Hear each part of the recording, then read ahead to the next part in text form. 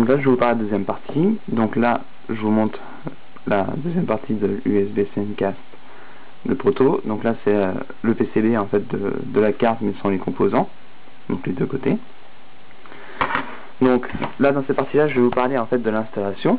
Donc une fois que vous avez installé Mac 3, donc de base de toute façon il s'installe dans ces deux points, Mac 3, donc on va dans Mac 3, après on va dans plugin, donc plugin, et ensuite là vous avez tous les différents plugins qui existent, qui sont déjà installés. Vous prenez le fichier USB Screencast.rar, donc ça pourrait être aussi un fichier install, je ne sais pas encore. Vous le sélectionnez, vous le copiez.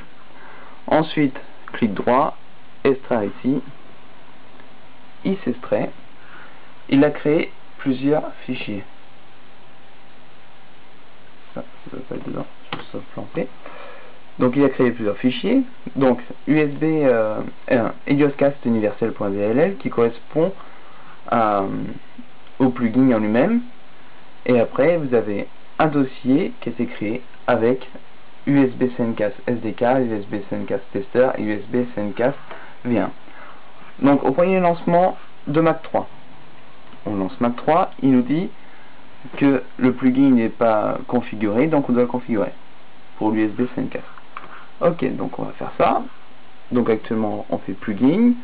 Donc là s'il n'est pas activé, moi j'ai activé tout à l'heure parce que je fais des tests. Donc Helioscast Universel USB V1, on l'active. Une fois qu'il est activé, vous fermez tout. Comme ça Mac 3 en fait au prochain lancement il sera initialisé. Donc lui le plugin a créé un fichier ini avec deux liens. Donc USB Screencast V1 avec le lien, la version de tester avec un lien, qui sont deux fichiers d'AL séparés. Et ensuite il y a la partie V1. On met ici ou V1 ou tester. La version tester permet de tester toutes les commandes de la carte plus Mac 3, les commandes de Mac 3, et la version V1 correspond à l'utilisation de Mac 3 en lui-même avec la carte électronique pour faire différentes pièces ou autres. Le SDK sera fourni aussi dans les fichiers avec des exemples de différentes versions. Théoriquement, le SDK devrait être fourni pour Windows 32 bits, 64 bits, macOS et Linux. Donc voilà. Il faut savoir que tout le plugin de Mac 3 utilise directement le SDK. Donc si je peux faire un plugin Mac 3, on peut faire un plugin pour quasiment tout.